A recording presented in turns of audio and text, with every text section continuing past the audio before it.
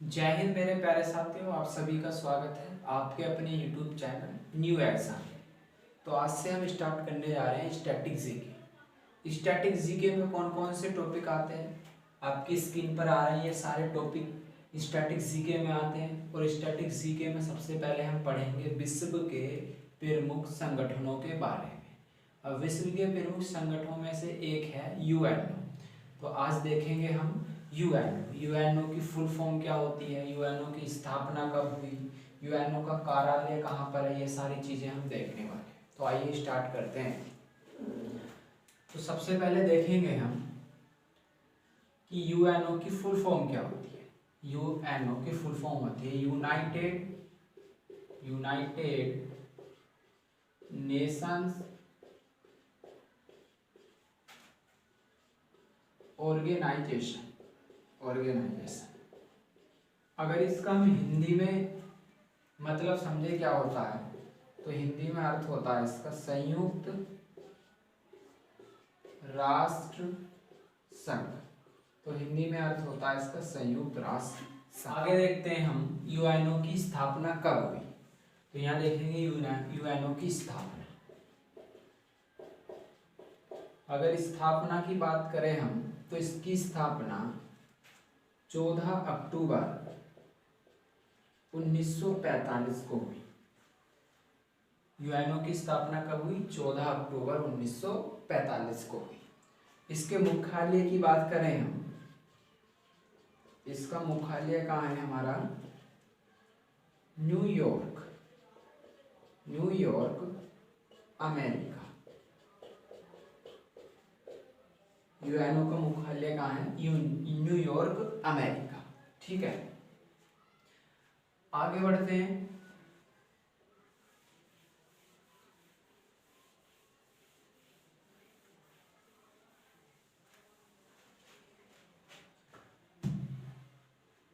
अब यहाँ पे देखेंगे हम यूएनओ की भाषाएं।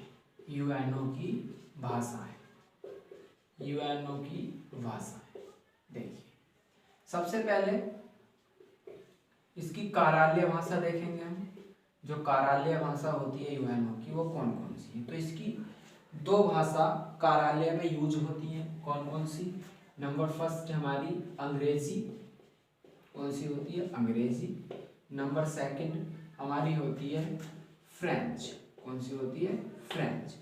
तो ये दो भाषाएं हैं जो कार्यालय में यूज होती है। अगर इसकी आधिकारिक भाषा की बात करें हम, आधिकारिक भाषा, तो आधिकारिक भाषाएं इसकी हमारी 6 हैं। कौन कौन सी है वो देखिए। नंबर फर्स्ट अंग्रेजी, number second French, number third चीनी, नंबर फोर्थ रूसी, नंबर 5 अरबी, नंबर 6 स्पेनिश। यानी ये 6 भाषाएं हमारी आधिकारिक भाषा है।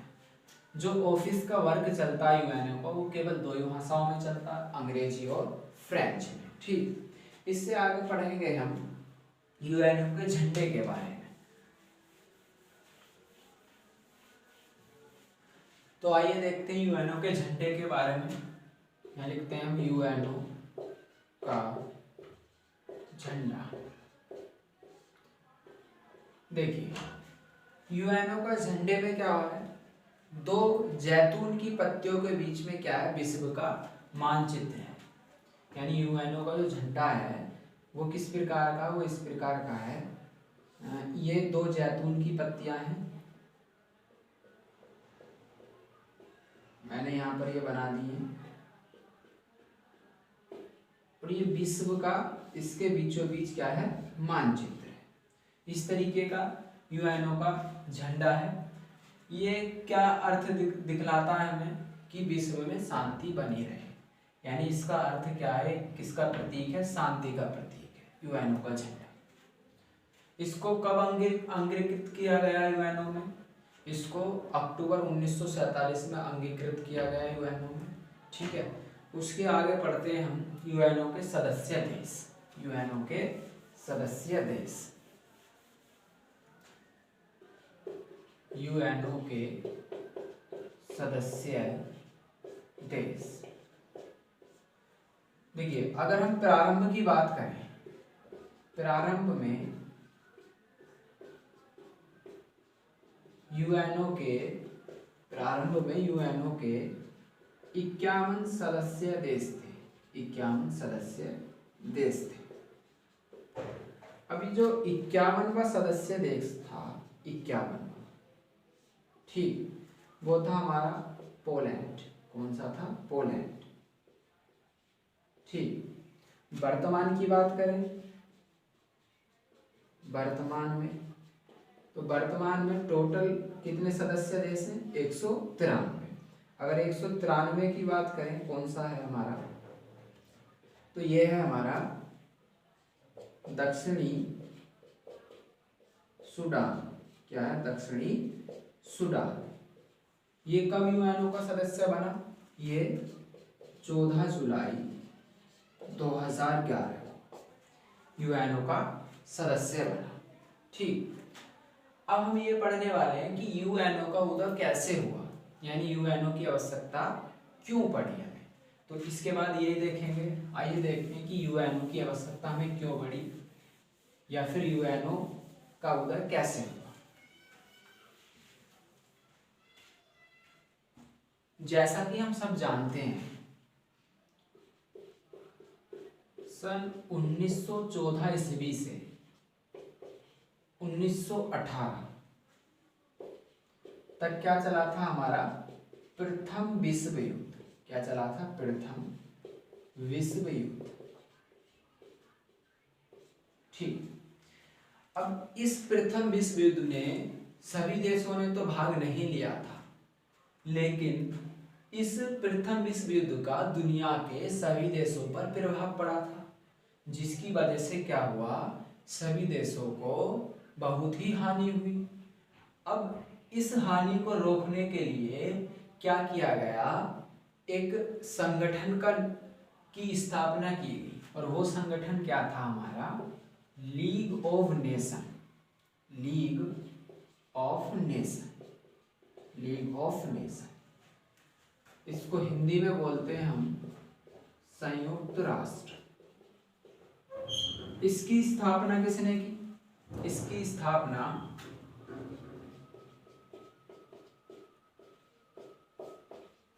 अमेरिका के राष्ट्रपति उस टाइम पर कौन थे? जब प्रथम विश्व युद्ध चल रहा था, अमेरिका के राष्ट्रपति वुडरो विल्सन थे। कौन थे? Woodrow Wilson. वुडरो विल्सन ने क्या सोचा कि अगर भविष्य में कोई युद्ध होता है तो उससे क्या होगा? फिर सभी देशों को क्षति होगी। तो इस क्षति को रोकने के लिए कि भविष्य में कोई युद्ध ना हो, तो उन्होंने क्या किया? लीग ऑफ नेशन का गठन किया। ये कब किया था वुडरो विल्सन ने? ये किया था 10 जनवरी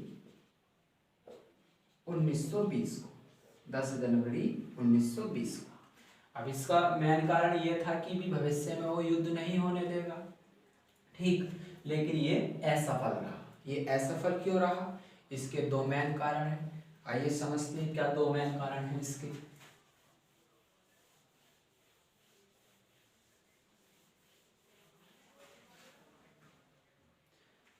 देखिए क्या होता था, यहां लिखते हैं कि लीग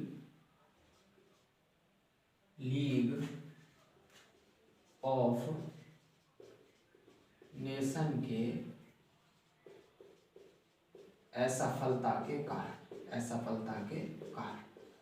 क्या कारण थे? देखिए किसी भी देश को जब लीग ऑफ नेशन का सदस्य बनना होता था तो उसे अपनी संसद से यह प्रस्ताव पारित कराना होता था कि हम यूएनओ के सदस्य बनना चाहते हैं। ठीक, अब चूंकि अमेरिका के राष्ट्रपति ने इसकी स्थापना की थी, तो जब अमेरिका की संसद ने इसको लीग ऑफ नेशन में सदस्य बनने के लिए अमेरिका को जगह नहीं दी, तो उसकी वजह से ये क्या हुआ? फेल हुआ। यानी अमेरिका के संसद ने साफ साफ मना कर दिया कि हम लीग ऑफ नेशन के सदस्य नहीं बनेंगे, जबकि इसकी स्थापना कहाँ से हुई, अमेरिका से हुई। तो इसलिए इसका एक मेन कारण ये भी है कि अमेरिका की संसद ने अमेरिका को लीग ऑफ नेशन का सदस्य बनने की अनुमति नहीं दी थी। दूसरा कारण क्या था, दूसरा कारण था कि लीग ऑफ नेशन भविष्य में युद्ध नहीं होने देगा, लेकिन ऐसा नहीं हुआ। क्यों नहीं हुआ? उसी टाइम सन 1939 ईस्वी में क्या हुआ, जर्मनी ने पोलैंड पर आक्रमण कर दिया। जैसे ही जर्मनी ने पोलैंड पर आक्रमण किया तो क्या हुआ, द्वितीय विश्व युद्ध की शुरुआत हो गई। और द्वितीय विश्व युद्ध कब चला, 1939 से 1945 तक। ठीक, ये क्या हुआ था, द्वितीय विश्व युद्ध।